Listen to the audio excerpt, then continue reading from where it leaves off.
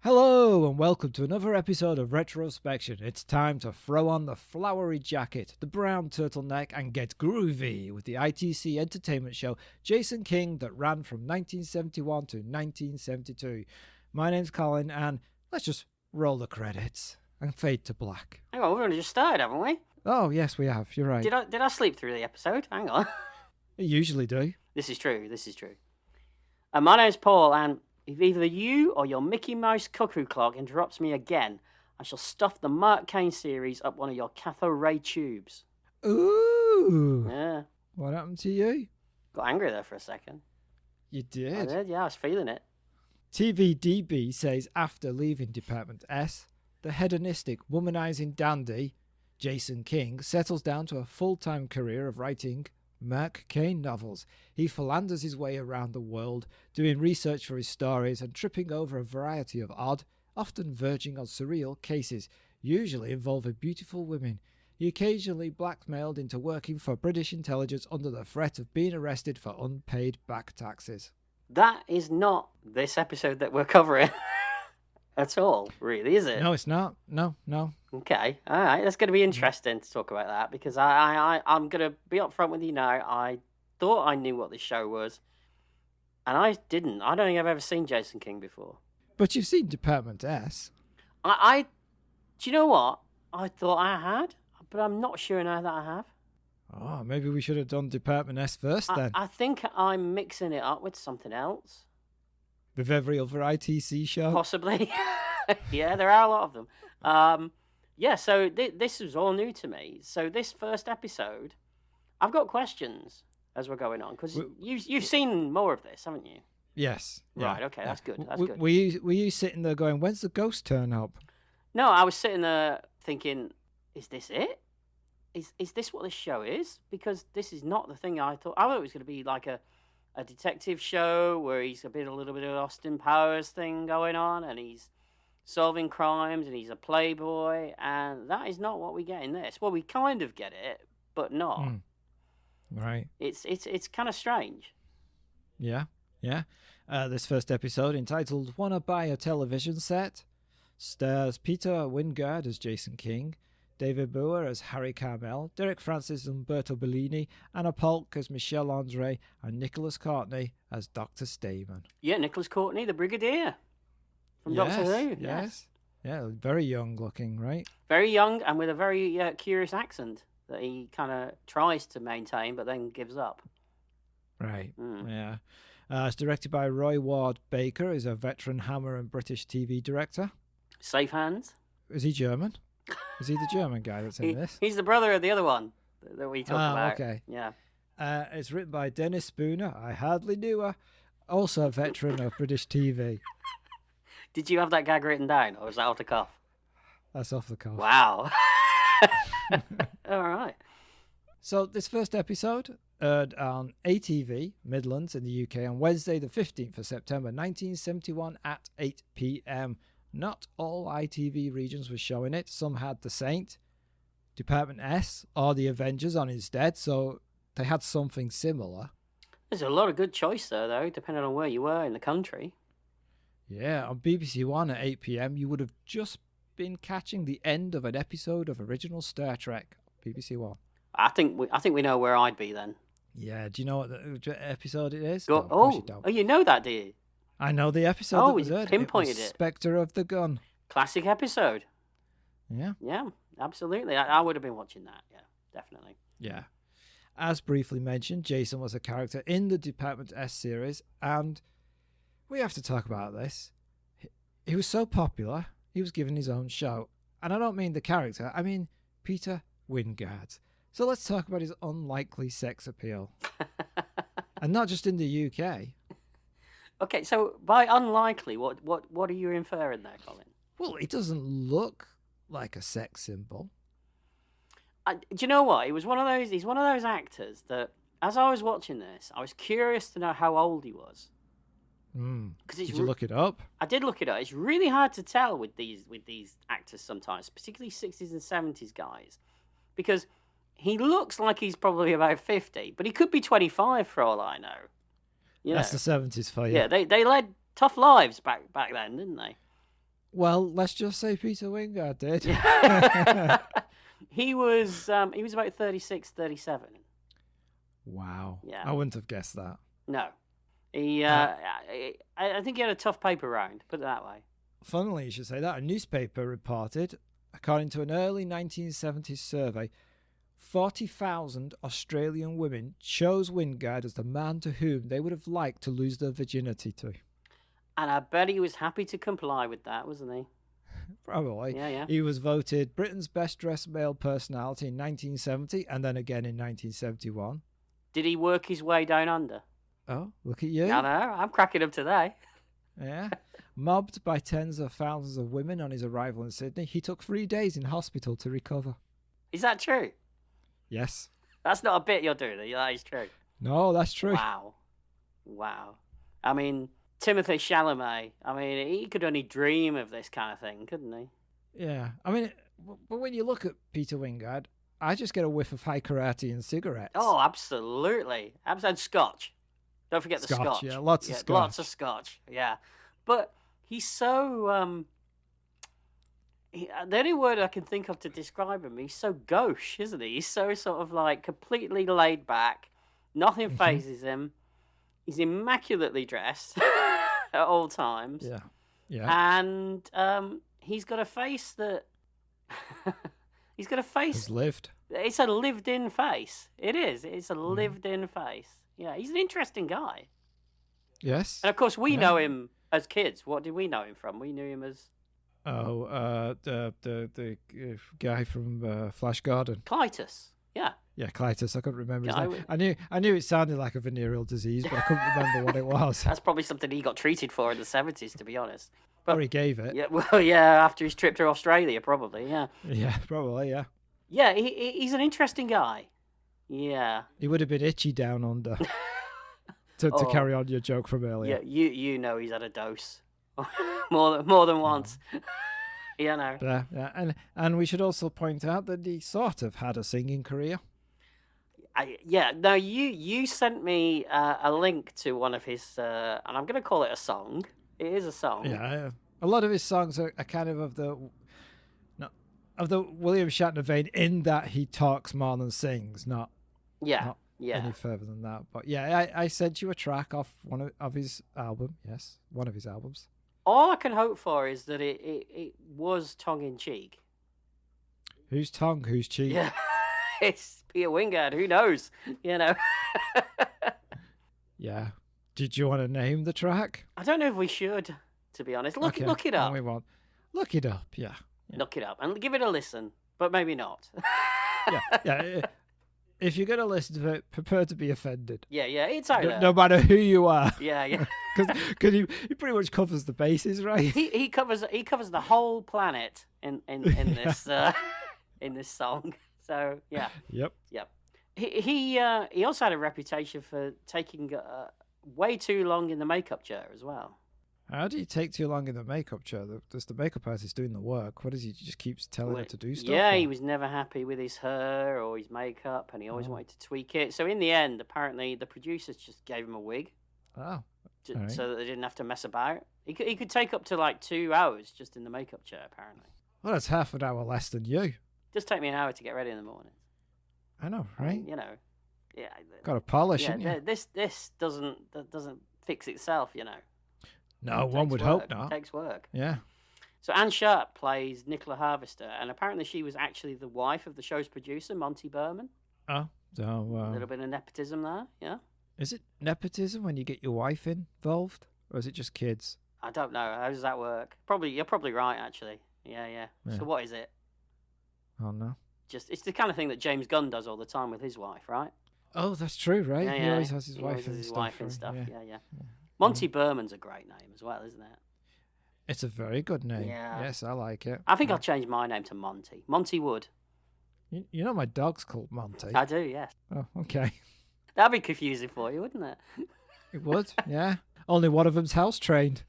So Monty Berman, he's got a long list of producer credits, including The Champions from 1968. I think that was ITC as well, wasn't it? The ITC show, yes. The Adventurer from 1972. Yeah, I've not seen it, but it is on my list of things to watch. Randall and Hopkirk Deceased in 1969. He was involved in that as well. ITC show. Mm-hmm. And various genre movies from the 50s and 60s. This guy worked a lot. Ah, all right. So I guess it's on with the show.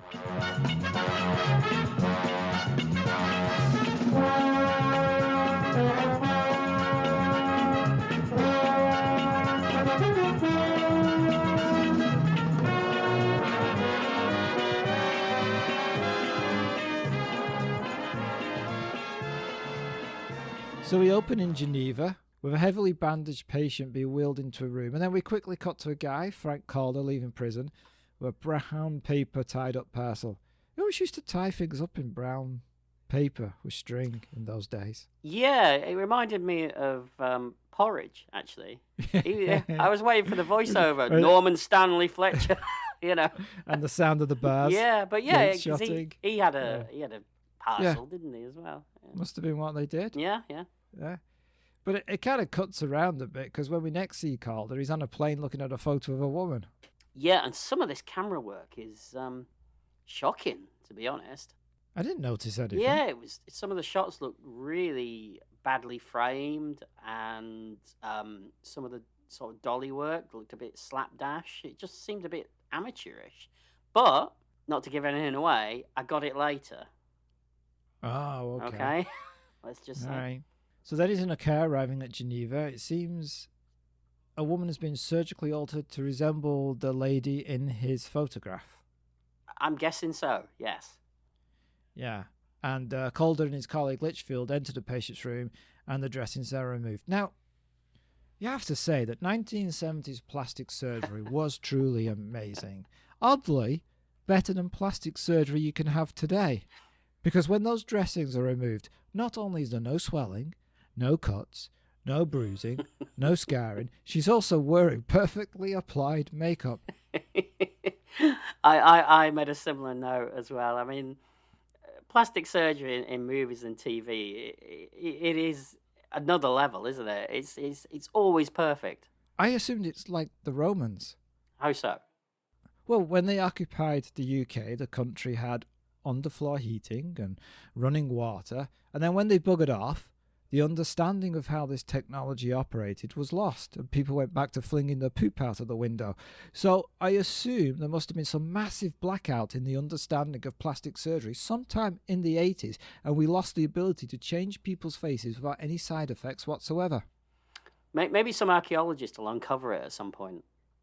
Maybe the tools that are required. Yeah, yes, definitely. Maybe. Anyway, she looks great, and just like the publicity photograph. I just want to say as well, so what, you don't throw your shit out of the window anymore? No, I keep it in jars labelled by day and date. We get another great Laurie Johnson ITC theme tune, always a banger. It's a cracking theme tune, this. Like it. Yeah, all the music in this. I mean, some of it strays into 1970s pornography at some point. But I wouldn't know anything about that. Neither would I. You being the expert on 1970s pornography. I mean, I've read about it. On the back covers of the DVDs you've got. Deep Throat? Oh, and I've got a lozenge for that.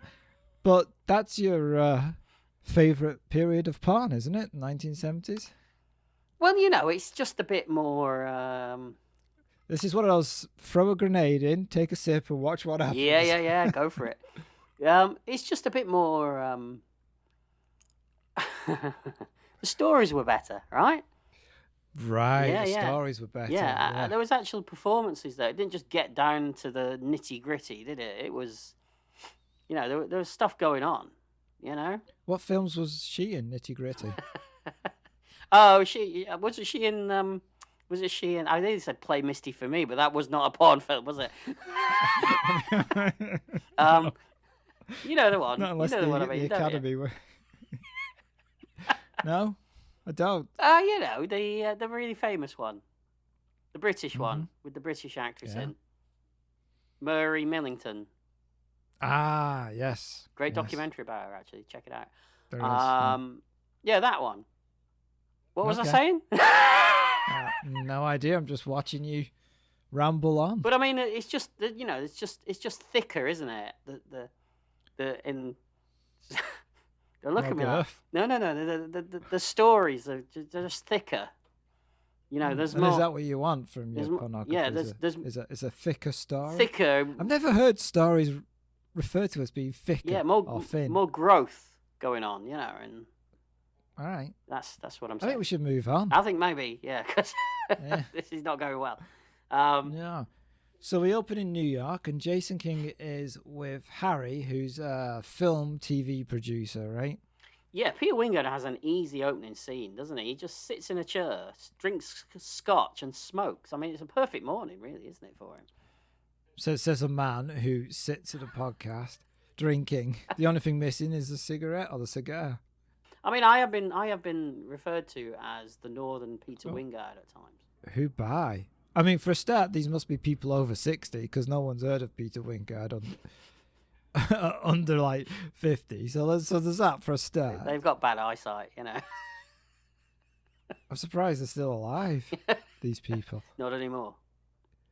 Oh, wow. What did you do to them? Just because they referred to as Peter Wingard, you lost it? Let's just keep going, all right?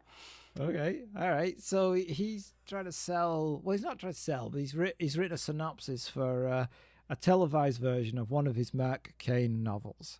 Yeah. So this was my first instance of being quite shocked by this, because this is meta before meta was even a twinkle in your daddy's eye, wasn't it? I was not expecting this at all. This was something completely different, and I've got to say as well, in the stuff that we see where we see the show that he's pitching as we cut backwards and forwards, it's got to be an influence on Garth Marenghi's Dark Place, because the acting is so over the top, the sound effects are so over the top, and it gets really silly, doesn't it? Yeah, it's got to be an influence on that show. I would say it's done on purpose. It's making fun of ITC shows. Yeah. Within itself. Exactly. Which is an odd way to do a first episode, but I'm assuming in some sense it isn't a first episode because people would have watched Department S. We talked about. I don't think I've seen Department S. So, and you've seen more of Jason King, and you've seen Department S. So this is not typical of either of those shows. This episode. No. Right. Okay. No. See, I'm kind of disappointed by that. Well, you expected this every episode. That would grow old fast. I guess. You wouldn't be able to keep that up. I guess. But I'll tell you why I can't. I don't want to give away what I think of the episode yet. So we'll talk about that right at the end. But okay. But yeah, I'm on board with this. All right. So we should explain that he's telling Harry about the synopsis of his first episode, which mirrors what we've just seen, but also is an exaggeration of what we're going to see going on. Yeah. So we're going to switch between him in the office reading the synopsis to what he's reading actually happening. Yes. Yeah. Right. This is how you'd write yourself into a script, though, Colin, isn't it? If you were pitching a show to a TV exec, and you modelled the main character on yourself, you'd be tall, rugged, yet gentle, drinking scotch, having it away with the ladies. There you go, as he's doing it. Yeah. I have been referred to as the Peter Wingard of the North. Well, hang on. I've heard that before. Have you? Yeah. Except, of course, now King wants to cut to a girl in a bikini on a boat. Of course. And we get a different set of opening credits for this fictional episode. He describes Mark Cain as being 6'1.5" of steel, slim and well proportioned, with the body of an athlete, dark curly hair and a mustache. And of course, what we're seeing is King playing Cain, or Wingard playing King, playing Cain. Because as a writer, I mean, you'd want to be the main character, wouldn't you? You'd write it as it's wish fulfillment, isn't it? Yeah, that's why you wrote that serial killer film. Yeah, what? Yeah, never mind. So it's all fun, right? This. Absolutely, I'm completely on with it. This is, as I said, this is not what I was expecting, and I was more than pleasantly surprised by this.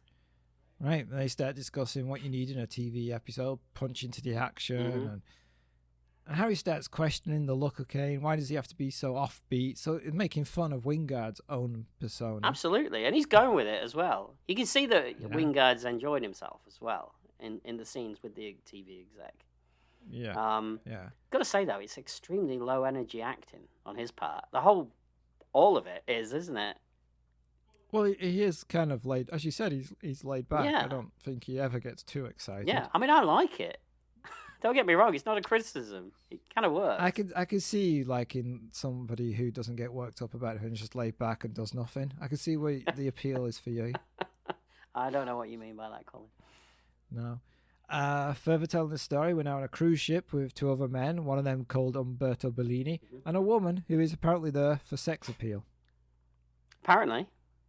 Yeah, because she's in a dress when King describes her, but then the producer's like, wait, she should be in a bikini, and bing, she changes into a bikini. Later at a casino, Kane has won a lot of money, and the woman we originally saw in the hospital, Michelle Andre, turns up. A guy is surprised because she is supposed to be dead. So at this point, you're like, are we in an episode of Mark Kane? Or are we actually in Jason King? I never got confused in that way. I got what the... You assumed it was all made up. Yeah, I got what the gag was running through the episode, you know, so I thought it was fine. Got to say, and it won't be the first time I'm going to mention it, but clothes, okay? Yeah. That massive bow tie was incredibly distracting that he's wearing in the casino. You didn't like it? It was wider than his neck. It was it was huge. Like in a cartoon when a dog swallows a bone sideways. It was a bit like that, yes. Yeah. Right. And also amongst these actors is an incredible array of actors showing off what accents they can accomplish. Yeah. Yeah, because we're globetrotting. We're in Geneva, we're in New York, we're in somewhere else. I can't remember where the other places are. Probably Monte Carlo, places like that. We're all over the show, right? Which was a big thing in the 60s. It and was. 70s. I'm pretty sure that we're just in a studio in somewhere in the south of England. Really, yeah, but yeah. I won't argue with that. Yeah. There's a lot of stock footage in this. Yes, yes, there is. Yeah.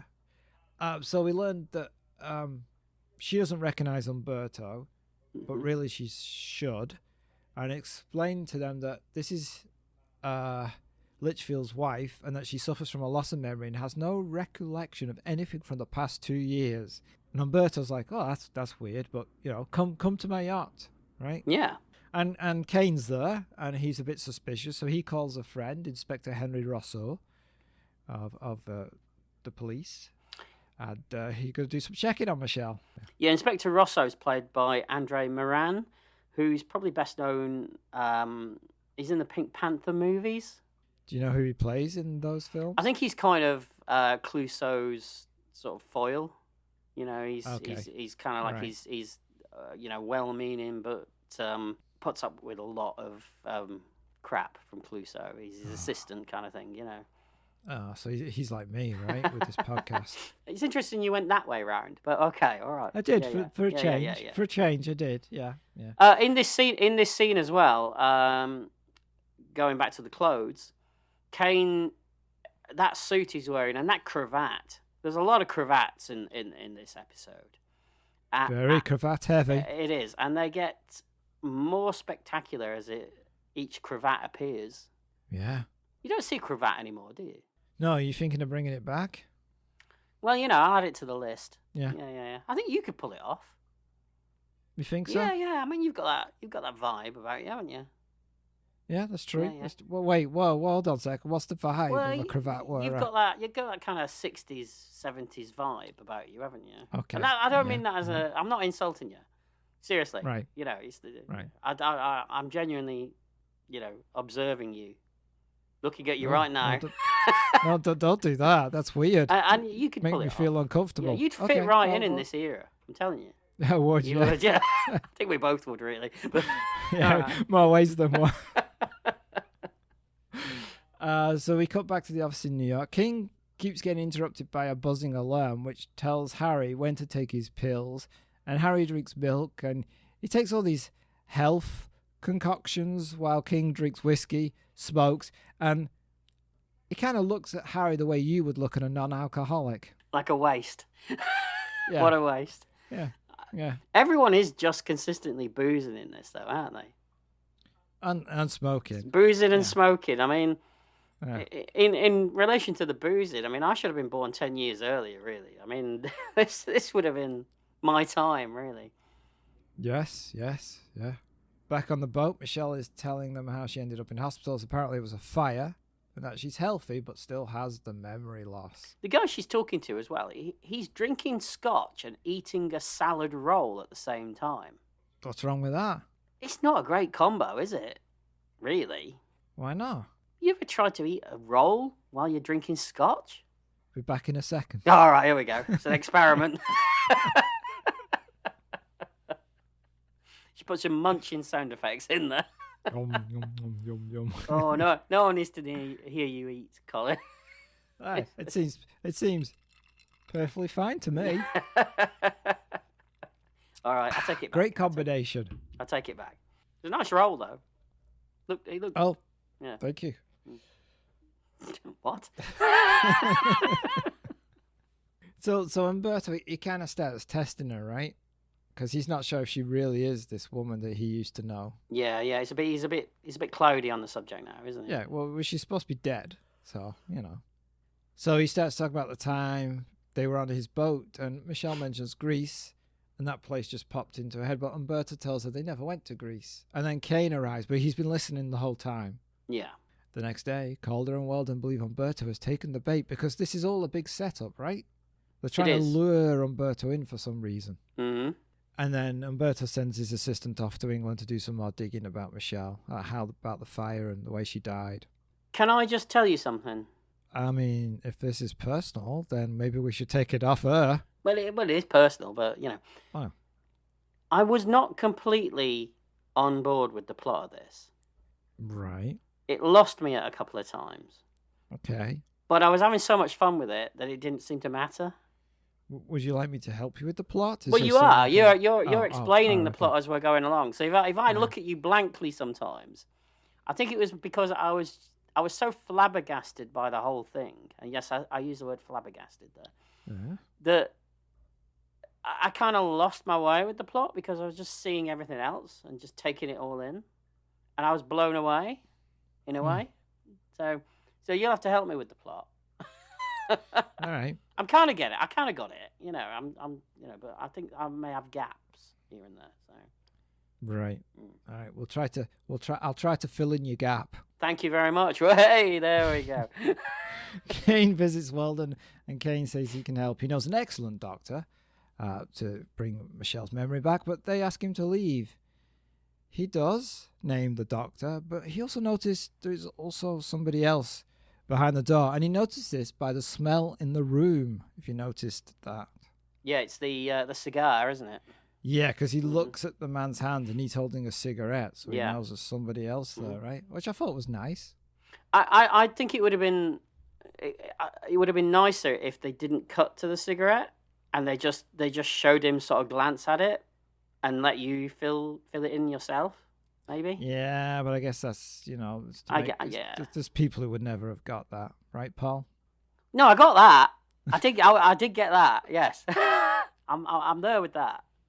Just other things. So, right, back in the UK, they're exhuming Michel André's grave, and then with Harry, we get a conversation about fading to adverts, which they actually do. Yeah, that's great. I like that. Inspector Rousseau passes information on to Kane, then that Michelle burned to death in a house fire and her body was unidentifiable. Yeah. Oh, not identifiable, yes. Yeah, so it might not be Michelle. We don't know. In the grave. And this might be the real Michelle after all. I certainly didn't know. Kane is still suspicious because Weldon did ask more questions about his wife to Umberto, which is fair enough. If your wife with amnesia suddenly meets someone from the past, you would start asking that person about her. You would think so. I think I would. Yeah. Would you? Probably not. No. It's me.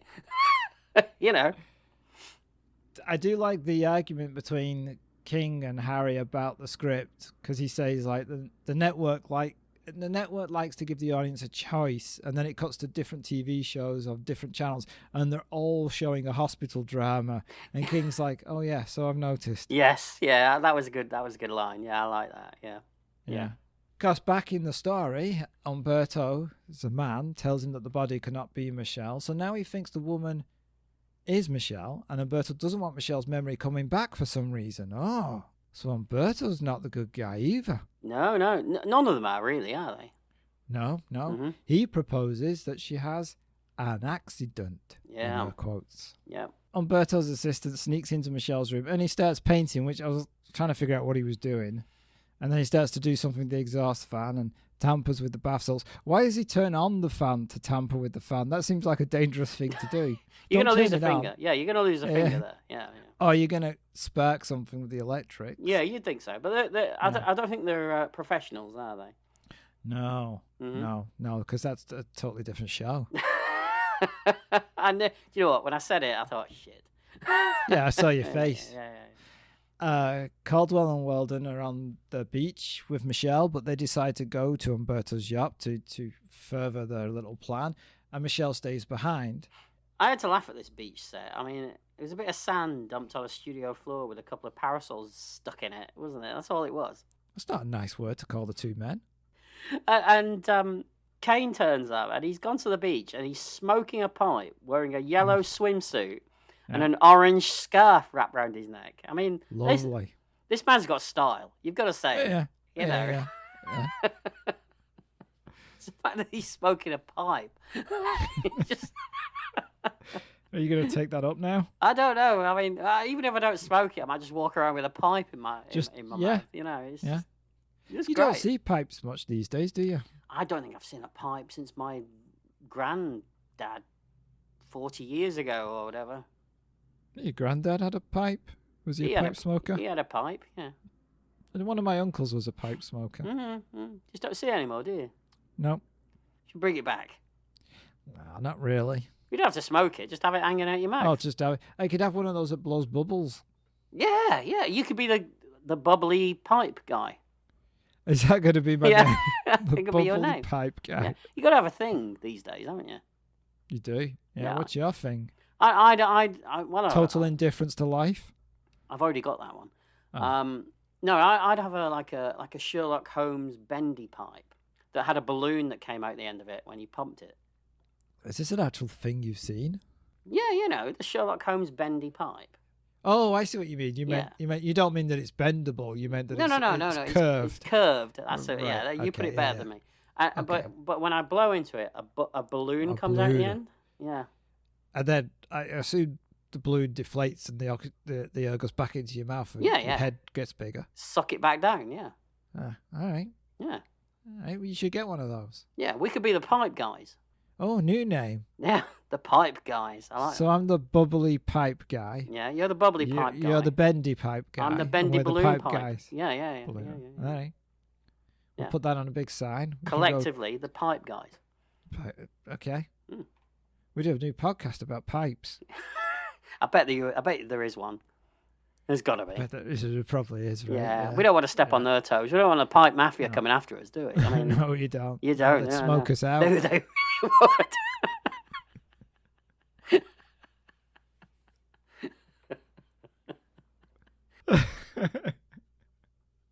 So, Kane finds Michelle some baby, like he said. Mm-hmm. And the conversation, she reveals that, it's all a scam. And she knows that when the plan is over, they will kill her. She does. Yeah. So she tells Kane their real names and that she'll see him in the afternoon when they're out, right? And she'll tell him everything that's going on. When what's out? When the guys are out. All right. When they're not around. Is that what you're calling them now? I call them the guys. Yeah. I'm not sure Michelle does. Sorry, that was so childish, but I had to say it. It was terrible. It was. For you there for a second. I was embarrassed for myself, but I don't get embarrassed that often about this kind of thing. Otherwise, I'd never do the podcast. This is true. I should toughen up. You should, yeah. I need to be firmer. You do. You need to be harder. Yeah, I do. I'm trying. At my age, it's difficult. There's pills, Is there? Yeah. Do you swallow them or do you put them? You wear them around your neck. Wow. Like a little necklace, yeah. Yeah, With little yeah. blue pills, yes. Okay. Pearl necklace. I mean, they might be blue. I'm only saying. I don't know. I don't know about these Oh. things. Yeah. Well, you're colourblind, so how would you? I am. Oh, that's a true. That's a Purple. point. You could be taking any old crap. You wouldn't know.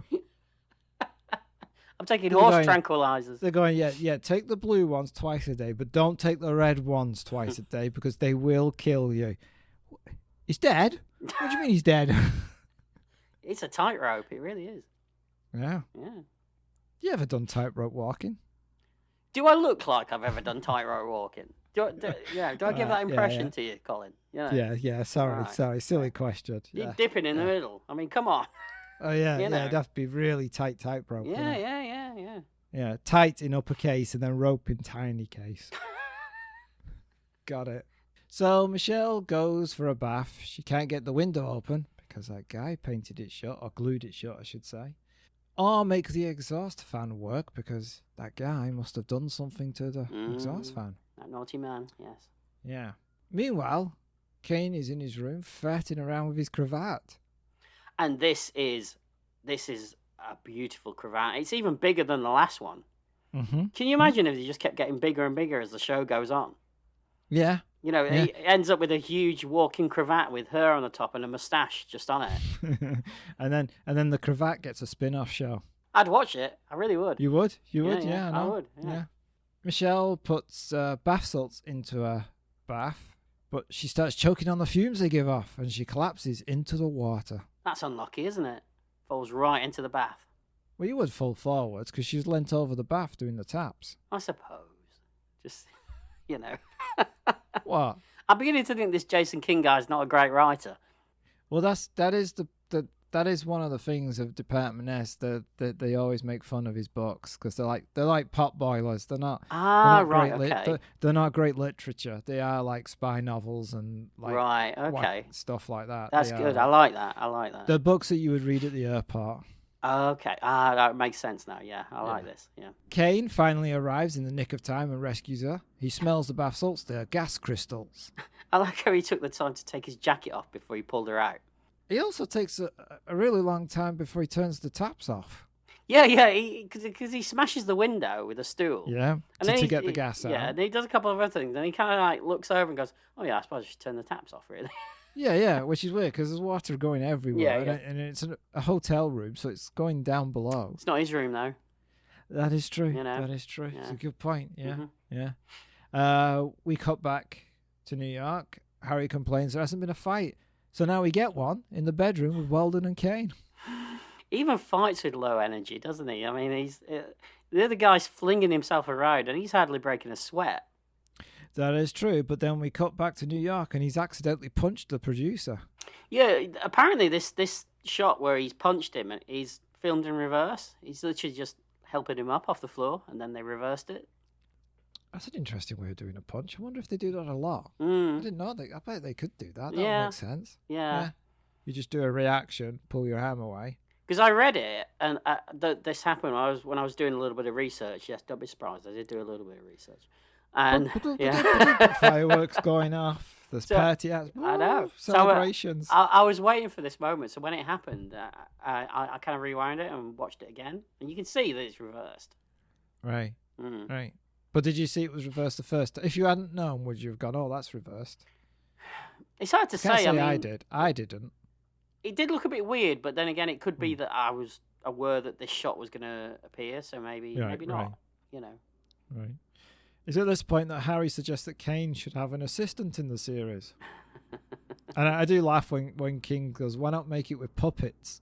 Yeah, he says make it puppets or a cartoon, and I mean we were coming out the year of Jerry Anderson after all, weren't we? So Yeah. I get it.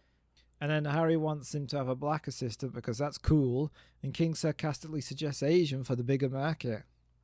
This whole conversation about TV shows being tough on main actors and then casting to tick. I mean, they're ticking boxes is what they're trying to do, isn't it?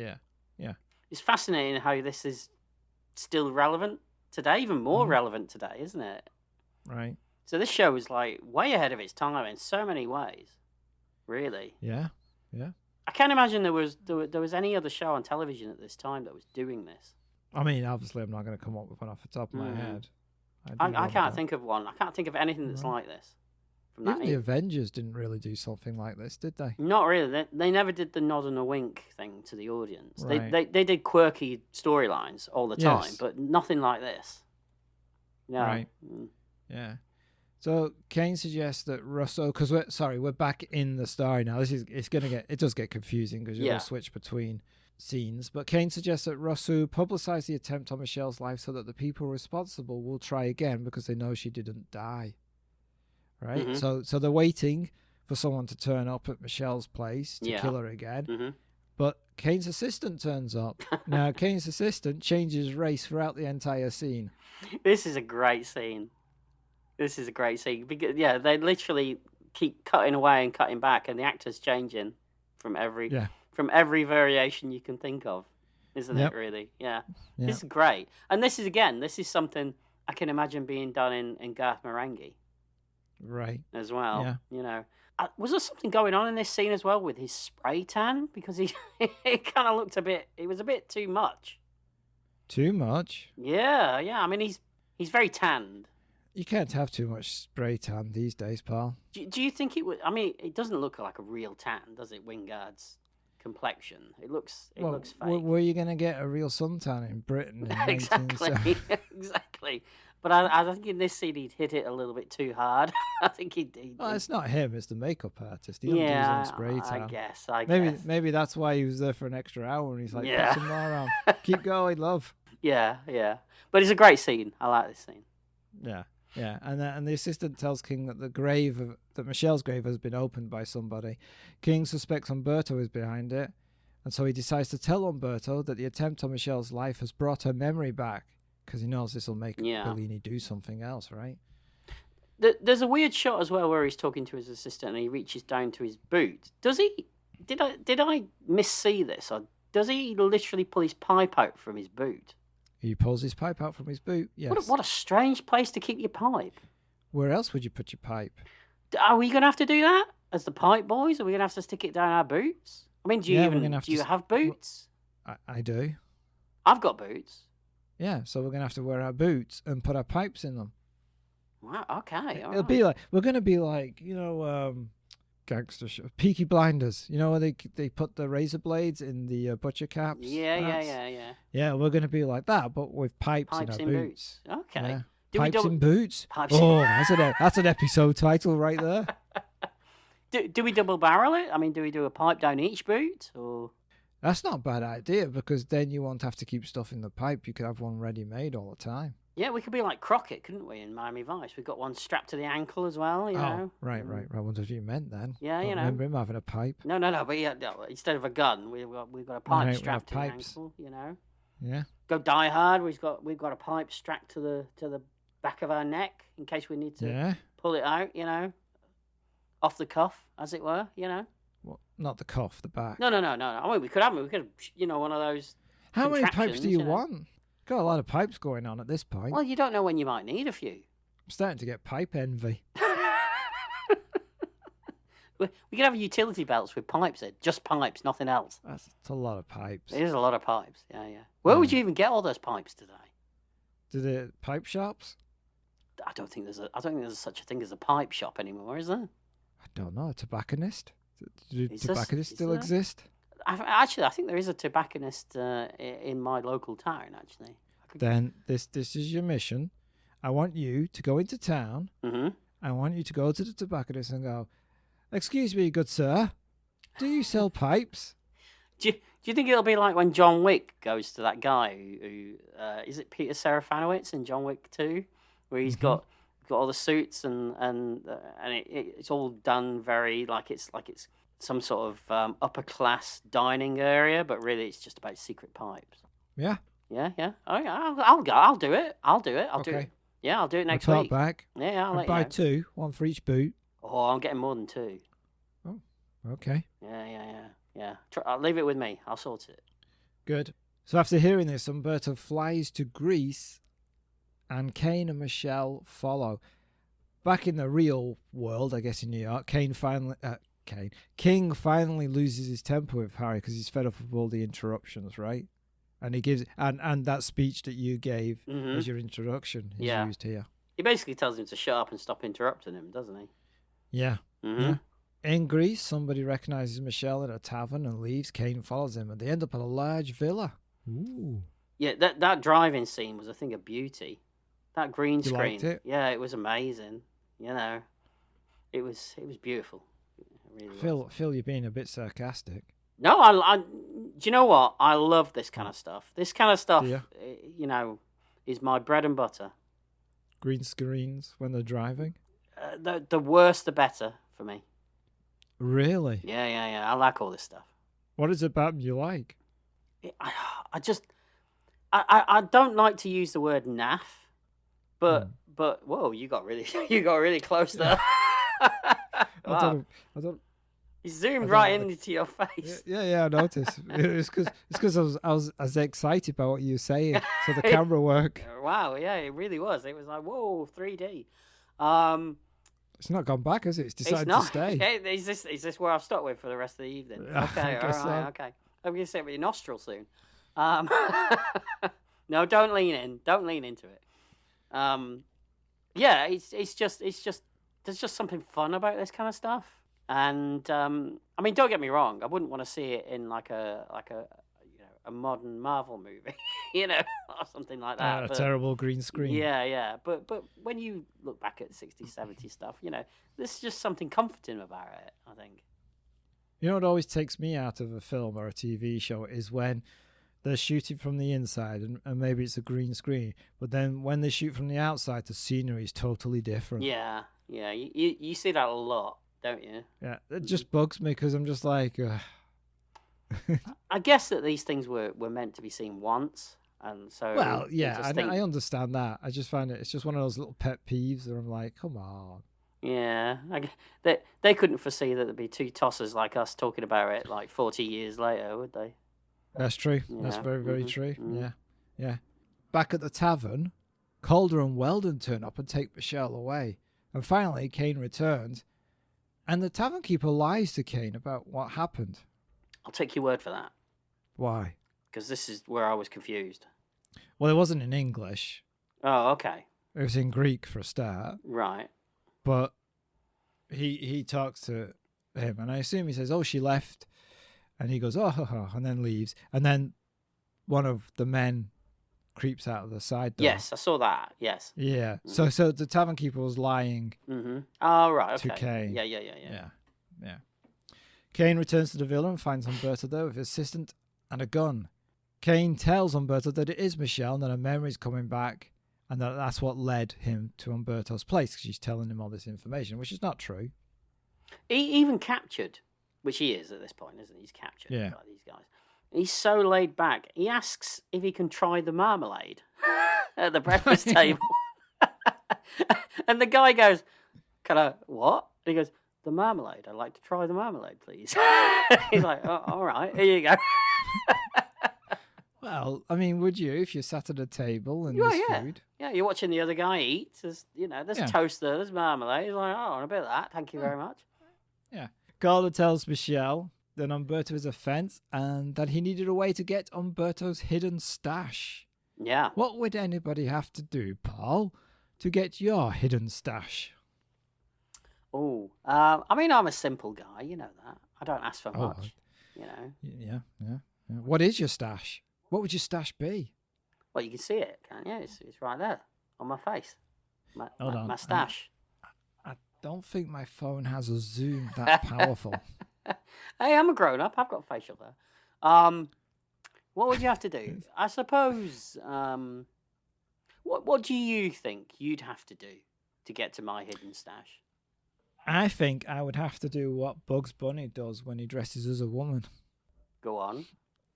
I'd have to put lipstick on. I'm listening. Yeah. Oh, you're intrigued. I'm listening. You know. My plan goes no further than that. Oh, okay. I might have to turn to Pepe Le Pew, and I don't mean the. You sounded more like Porky Pig then for a second. I did struggle with that. Yes. I don't know. I think if you. You wind it down. Are you at the wrong speed? Maybe some decent scotch. Is that all it takes? Well, I mean, a lot of it. I'm not just talking one bottle. I mean a lot of it. Jeanette Cranky, someone like that. Wow. All right. A decent scotch. There we go. Boom, boom. Just misusing the word scotch. Wow. Wow. There's lost listeners in Scotland. Do people even remember the Crankies? I suppose they do. Yeah. No. I mean, people our age do, from England. Maybe we should start some kind of like fundraising. Remember the Crankies? You know. But that's it. Just remember them, and then you can carry on with your lives. That's what we all did, wasn't it? Really? That's true. You know? Yeah. Yeah. As to what my hidden stash would be, that's for me to know and you to find out, Colin. Oh, I will one day. Yeah, you will. One of us will, won't we? One of us is going to go before the other, and then we'll find out what our hidden stash is. You know, I dread to think what yours is. Wait. Oh. How long have you got? Jesus. I'll send it to you. No, don't. I don't want to be incriminated. You know, I don't want to get involved. All right, because it's going to be bad. I know it is. So it might be good. It might be like unicorn droppings. What am I going to do with that? Sell them to make a magic tree. All right, Mr. Potter. You know. Jeez, a magic tree. That's what you do. That's what you do to make trees. You pot them. Wow. That's why I'm called Mr. Potter. All right. Okay. All right. Look. If you want to give me your stash, you know, if you go before me and you bequeath your stash to me, I will look after it in the manner that it should be looked after. You're just gonna flush it. Well, it depends what it is. I mean, I might have to flush it. I mean, I don't want the cops coming around. Jesus. I told you what I'm going to do. I'm going to select all the films I know you hate from my film collection and send them to you. And I'm going to charge you the shipping. I believe you. Just add insult to injury. Oh, I know. Yeah. So you'll sit there and you'll open the box and you'll go, what's this collection of Akira Kurosawa films? Whoa. Judgmental there. Oh, wait, there's a siren went off then. What makes you think I don't like a Kurosawa movie? Oh, it was just a name at the top of my head of one that I don't think you'd have. Yeah. It's a slightly snobbery thing going on there, wasn't there? It's not snobbery. Yeah. It's something I don't think you'd like. I like a Kurosawa movie. Do you? Which one? The one that Magnificent Seven's based on. That one. Yeah. Seven Samurai. Do you prefer it when they're dressed as cowboys? By any chance? Well, I mean, it's easy to understand, obviously, you know. Yeah. You know, Yeah. You know, you British speaking English, you know. Sort of. Less reading. That's true. Yeah. Much less reading. Yeah. You know, I'm aware of it. Yeah, that's good. Anyway, shall we get back to Jason King? Oh yeah, it's nearly finished. It is, unlike us. Well, maybe not. I don't know. Oh, we could be. Mm. I'm just going to read this as my notes say. Mm-hmm. Umberto, his assistant, and Kane head out into the mountains, followed by Calder, Weldon, and Michelle. Some nice jazz at this point. Lots of organ. Well, you know, I know that's what you like, Colin. You know. Yeah, Do you like a bit of organ? Yeah, absolutely. Don't we all? We do. Mm. They go to Umberto's secret stash location, and Weldon shoots Umberto's assistant outside, but then we get Harry wanting to change the whole scene to be more exciting and more over the top, so then we get another version of it with lots of action. Love this bit. The first time he shoots him, the guy actually blows into his pistol after shooting him as well, which you don't see very much anymore, do you? No. But that ending, it's obviously it's not spectacular enough, so they redo it. And when he gets shot a second time, he really goes for it, doesn't he? It goes into slow motion, and I love that. As he's dying, he actually pushes over some of the scenery. He does, yeah. And these are supposed to be pillars that are in the ground, aren't they? You know, old ruins, and he just pushes them over. Well, you know, some are more fragile than others. I guess you can even see the fake trees wobbling at one point as well. Hey, trees wobble. But I think but they don't fall down. That's true. I think it's supposed to be like that, though, isn't it? Yeah. Yeah. Mm-hmm. We'll go with that. Yeah. Kane knocks out Umberto and then pretends to be knocked out himself. He does. So that when Weldon enters the mausoleum, Kane jumps up and fights him and knocks him out. So a lot of knocking out going on. Yeah, and there's a phone call in the real world which interrupts the scene as well. Yes. Yeah. Which I really liked. It's good. And that call is from an American network about doing a series on theirs instead of Harry's. What can I say, says Harry. May I suggest rolling the end credits and fade, which is what happens to the end of the episode. Brilliant. So, Paul, that's the end of the first episode of Jason King. What did you think of the show? So, firstly, before I give you my thoughts, I want to ask a question. Go for it. And I alluded to it earlier on in the episode. So you've seen more of this, right? I've not seen them all, but I've seen more of them, yeah. And you're going to ask me, is it this kind of narrative and framing device in them all? Not the ones I watched. Right, okay. Which kind of makes me a little bit sad. Yeah, but I think this is because you're a Marvel fan, and Marvel, where you do something once and it's fun and interesting and it's exciting, but then you Marvel fans, you want the same thing again and again and again and again and again. It's good that it's just a one-off. That's what makes it special, unique and different. I guess. I mean, you'd get bored if they tried to, because also there'd be no point to any of the stories because you know it's not real. I suppose, but I bear in mind, I know Jason King's not real, but you know what I Yeah. mean within the context of the narrative. But I think the reason why this made such an impact on me was because it wasn't what I was expecting. Right, but and it made you want to watch more, didn't it? It did. Yeah. I went into this thinking I was going to get a colourful Austin Powers style detective series set in the 70s. I'm pretty sure Austin Powers is based on a lot of this show. Yeah, I can see that. But And this, Adam Adamant, which we did before. but this episode doesn't. It kind of subverts it because it's kind of like it's poking fun at itself, which is not what I was expecting. I was expecting it to be straight, and I was going to laugh at it rather than with it. You know what I'm saying? It took me a good 10 minutes before I suddenly got that this whole thing was an elaborate parody. You know, right? Because as I said, I wasn't expecting it. So I was kind of bored in the first 5 minutes. You know, that opening preamble of the guy coming out of the prison and the plastic surgery and all of that. I was kind of sat there thinking, yeah, this is what I was expecting. You know, there's nothing. Right. And then we have the TV studio, and I was like, oh, this is different. I didn't know this was coming. So I wasn't expecting the show within the show at all, and the whole commentary on TV as it stood at that time, in general, you know, that took me by surprise. The acting, the directing, the music, the sound, everything's ramped up. It's over the top. Yes. And I'm guessing it's supposed to be. I would hope so. And like I said, this has to be a massive influence on Garth Marenghi's Dark Place because you could watch it as a double bill. This episode in particular, because I haven't watched any more. As you say, it's different. But this in particular, if you watch this with an episode of Garth Marenghi, there'd be a great double bill. It doesn't take itself seriously at all, I don't think. And by the end of the episode, it's almost a full-on comedy. Yeah. Wingard, it took me a moment, I'm not going to lie, for him to click with me, but then I got it, what he was doing. Right. And he's brilliant in this part. And he doesn't really do a lot, but what he does is it's just amazing, really, because he's poking fun at himself and that style of acting as well.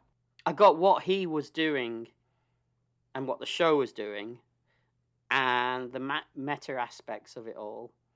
And honestly, it just knocked me for six, this series. Wow. And this is from a 1971 show. Yeah. Way ahead of its time. I loved it. And I am going to watch more because you've kind of dampened it a little bit by telling me that it's not doesn't follow this. But I'm still interested enough that I'm going to carry on. I think I'm going to watch some more. They are all on YouTube if anyone wants to watch them. But I think they're in Yes, they are. with German credits, weirdly. Yeah, for some reason. Yeah. Don't know why. But yeah, this is a definite hit for me. Loved it. Okay. So what about you? No, I don't like it. Every time. Yeah, I mean, obviously I've seen all of Department S, and his character in Department S is interesting because in that show, obviously it's set up that they investigate crimes that are too strange for normal police officers to deal with. They call in Department S, and they're all wearing like suits and stuff, but he comes in with his flowery shirts, and he's always the one that just can't be bothered. Right, yeah. In that show, he's always the one that would rather go off drinking or seeing a woman than actually solving the crime. So is his character consistent from Department S to this? Yeah. It is? Yeah. Right, okay. Yeah. He's just like, I'm just going off on a book tour. I'm just going to go drinking or whatever. Okay. But he always like stumbles into something. Right, okay, yeah. So there's that element to it. But like you said, this first episode, it's a strange way of doing a pilot, but I'm guessing that it assumes most people knew the character from the previous show. And it's very different. It's fun. And I kind of I make fun of Wingard, but I kind of like it too. I like him. Yeah, same. Same. And I like the style of this period as well. And it does definitely make you want to watch more. There's no denying that. Definitely, yeah. So for me, yeah, it's a hit. Oh, wow. Okay. I kind of thought you probably would think it was a hit. I mean, but you probably thought I could be hit or miss with me. I watched it, and I realized that I hadn't really seen the first episode for some reason. Oh, right, okay. So I'm watching it, and I thought, I think Paul's going to be like, oh, okay, it's an ITC show. But when it started doing all the meta stuff, I was like, I think Paul's going to like this. Yeah. Because I think this is going to surprise him. And it did. You were right. Yeah. Yeah. You know me so well, Colin. Unfortunately, that is true. Yeah. Bring in Barbara Dixon. Eh? Who? Barbara Dixon. Who's Barbara Dixon? Barbara Dixon. You know me so well, No. Two Ronnies. What are you talking Oh, about? she was on the Two Ronnies every week. Are you having a stroke? Not at the moment. Are you okay? I'm fine, yes. I think we need some help here. Barbara Dixon and the other one. They were always on the Two Ronnies. I always like that when someone goes, Barbara Dixon, and they go, oh, who? And you go, Barbara Dixon. As if the other person go, oh, you said it louder. What we now do. I know. The English way. Okay. God, you've repeated it 3 or 4 times. It's sunk in now. Got it. Look Got her it. up. Got it. Look her up. You'll know who I'm talking about. I will do. You will. Right now. Yes. Well, but before I look her up, I'd like to say thank you to our listeners and thank you to our Patreon supporters who help keep the old episodes online. And you can also find us on Facebook, X, Blue Sky, All that other shit. Feces? What's the other one? Faces? All that one. Fences? Yeah. I can't remember. All of them. Instagram for a while. Yeah. And if you'd like to suggest a show that we can pretend to do at some point, then please go ahead, name one. We won't do it. No. But feel free, Yeah. Yeah. No, yeah. No, we'll do it if it's good. If we're interested. How will we know if it's good? Until we do it. Ah, well, we do it. We just don't tell anyone. Yeah. The amount of shows that we just don't put out there. That's true. Yeah, That's yeah, true. Yeah. Tell you something. That 1941 podcast, that was a cracker that we did do. Oh, don't tease him. Don't tease him. Matt, we'll do it one day. I promise you. We'll do it. We'll do it. Yeah. Well, thank you for listening. That's the end of another episode. Goodbye. Bye-bye.